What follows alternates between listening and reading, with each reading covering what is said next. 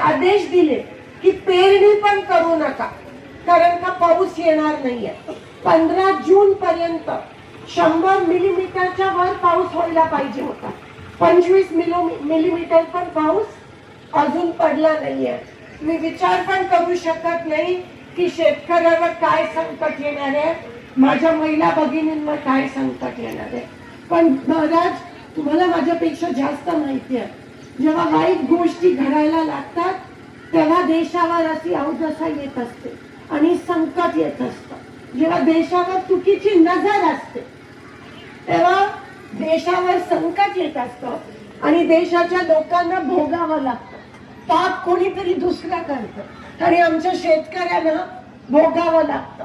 आता सगळं काही तुमच्याकडेच आहे, कारण का देवापर्यंत तुम्ही आमच्यापेक्षा जास्त तुमचा आवाज लवकर पोहोचत असतो. आणि आता प्रार्थनाशिवाय आपल्याकडे काही राहिलं नाहीये.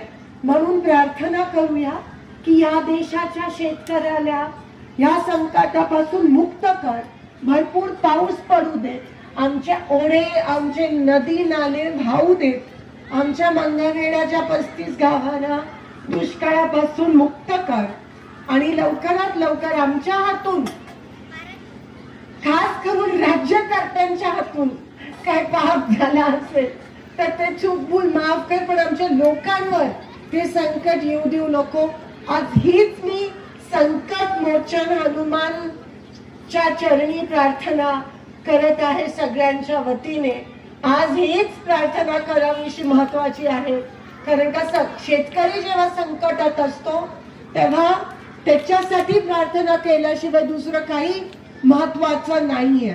आणि म्हणून मी तुमच्या समोर नतमस्तक होते आणि तुमच्या वतीने देखील देवासमोर प्रार्थना करते की ह्या दुष्काळापासून आम्हाला मुक्त कर, आमच्या पेरण्या वेळेवर होऊ देत, आमच्या सोयाबीनचा पीक विमा मिळू दे, आम्हाला अतिवृष्टीची भरपाई मिळू दे, कांद्याला हमी भाव मिळू दे आणि शेतकऱ्यांना प्रसन्न ठेव, अशी मी देवाचरणी प्रार्थना करते.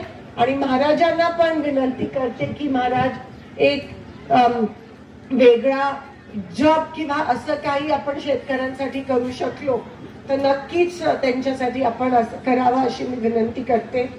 मला तुमची सेवा करायला मिळते हे मी माझा नशीब समजते आणि ही सेवा आणि जे तुम्ही मला संधी दिली आहे खासदार बनण्याची ती मी वाया नाही घालवणार.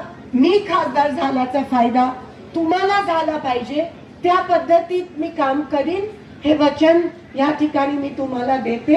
आणि पुढच्या वेळेस जेव्हा मी येईन तेव्हा सभामंडप आणि रस्त्याच्या भूमिपूजनासाठी येईन.